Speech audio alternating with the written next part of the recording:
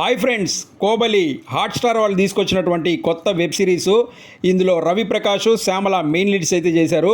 ఇది తెలుగుతో పాటు ఇంకా వేరే లాంగ్వేజెస్లో కూడా మనకు హాట్స్టార్లో అయితే అవైలబిలిటీలో ఉంది. మొత్తం మనకు 8 ఎపిసోడ్స్ అయితే ఉంటుంది. ఒక్కొక్క ఎపిసోడ్ 25 మినిట్స్ నుంచి 35 మినిట్స్ రన్ టైం అయితే ఉంటుంది.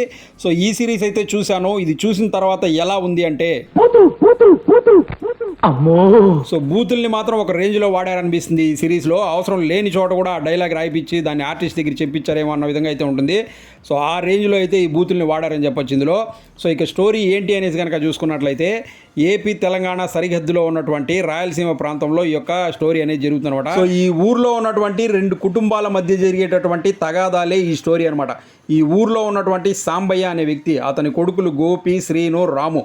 శ్రీనునే మన హీరో రవి ప్రకాష్ గారు. సో నెక్స్ట్ ఇదే ఊర్లో ఉన్నటువంటి రమణ వాళ్ళ కుటుంబం, ఇతను, వీళ్ళ తమ్ముళ్ళు, వీళ్ళ అక్క, వీళ్ళు ఉంటారనమాట. సో ఈ రమణ అనే వ్యక్తి వచ్చేసి ఒక క్రూరమైనటువంటి వ్యక్తి అనమాట. డబ్బు కోసం ఏమన్నా చేస్తాడు, డబ్బులు ఇస్తే మనుషుల్ని కిరాతకంగా చంపుతూ ఉంటాడు, ఇంకా చాలా రకాలైనటువంటి ఇల్లీగల్ పనులన్నీ చేస్తూ ఉంటాడు అనమాట.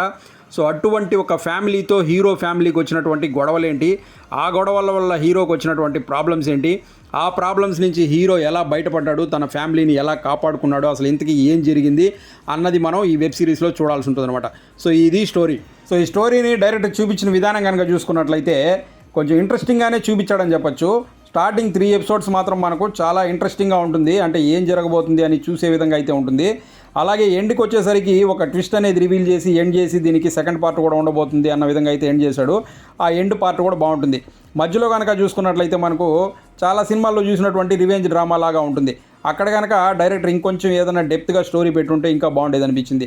సో ఓవరాల్గా డైరెక్టర్ ఏదైతే చెప్పాలనుకున్నాడో దాన్ని పవర్ఫుల్గా చెప్పాడనిపించింది. అలాగే చూస్తున్నంతసేపు కూడా మనకు ఎక్కడ బోర్ అనేది లేకుండా కూడా చూపించాడనిపిస్తుంది. సో టోటల్గా మనకు ఉన్నటువంటి 8 ఎపిసోడ్లు 25 మినిట్స్ నుంచి 35 మినిట్స్ రన్ టైం ఉంటుంది. కానీ ఎక్కడ మనకు బోర్ అనేది ఉండదు. అక్కడ మాత్రం డైరెక్టర్ సక్సెస్ అయ్యాడని చెప్పొచ్చు. సో నెక్స్ట్ ఆర్టిస్టుల గురించి మాట్లాడుకున్నట్లయితే ఇందులో రవి ప్రకాష్ గారు మెయిన్ లీడ్ అయితే చేశారు. ఈయన చాలా సినిమాల్లో క్యారెక్టర్ ఆర్టిస్ట్గా చేశాడు. ఈయన పేరు చాలా మందికి తెలియదు, కానీ ఈయన్ని చూస్తే మాత్రం అందరూ గుర్తుపెడతారు. ఈ రవి ప్రకాష్ గారు ఇందులో మెయిన్ లీడ్ అయితే చేశారు. ఈయన క్యారెక్టర్ అయితే ఇందులో చాలా చాలా బాగుంటుంది. అంటే సినిమాల్లో ఒక హీరో ఎంట్రీ ఇస్తే ఏ విధంగా అయితే ఉంటుందో ఈ సిరీస్లో ఆయన ఎంట్రీ ఇచ్చినప్పుడు ఆ విధంగా ఉంటుంది. ఆ విధంగా అయితే ఉంటుందన్నమాట ఈయన క్యారెక్టరు. ఈయన దాన్ని క్యారీ చేసిన విధానం కూడా చాలా బాగుంటుంది.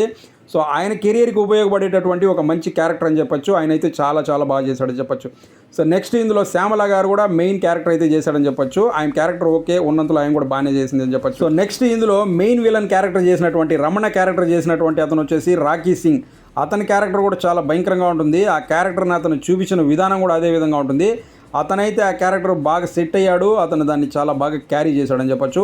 అతని క్యారెక్టర్ కూడా అతనికి బాగా సెట్ అయిందని చెప్పొచ్చు. అలాగే మిగిలిన వాళ్ళు కూడా వాళ్ళ క్యారెక్టర్స్ వరకు ఓకే బాగానే చేశారని చెప్పొచ్చు. సో అలాగే ఇందులో మ్యూజిక్ కనుక చూసుకున్నట్లయితే బ్యాక్గ్రౌండ్ స్కోర్ అయితే బాగుంటుంది. ఇందులో సాంగ్స్ కూడా ఉంటాయి. సాంగ్స్ వచ్చినప్పుడు అయితే స్కిప్ చేసేయండి.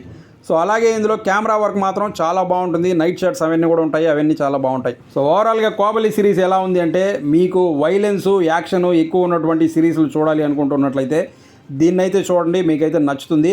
నాకైతే ఓకే పర్లేదు, ఒకసారి చూడొచ్చు అన్న విధంగా అయితే ఉంటుంది. ఫ్యామిలీతో కలిసి దీన్ని చూడొచ్చా అంటే అస్సలు చూడలేరు. అనవసరమైన చోట్లంతా కూడా దీంట్లో బూతులతో నింపేశారు. అది మాత్రం దీంట్లో పెద్ద మైనస్ అని చెప్పొచ్చు. సో అది ఫ్రెండ్స్, చూసారు కదా. ఈ వీడియో మీకు నచ్చినట్లయితే లైక్ చేసి ఛానల్ సబ్స్క్రైబ్ చేసుకోండి. మీకు నచ్చే మరో మంచి వీడియోతో మీ ముందు మళ్ళీ వస్తాను. Thanks for watching this video. Thank you very much.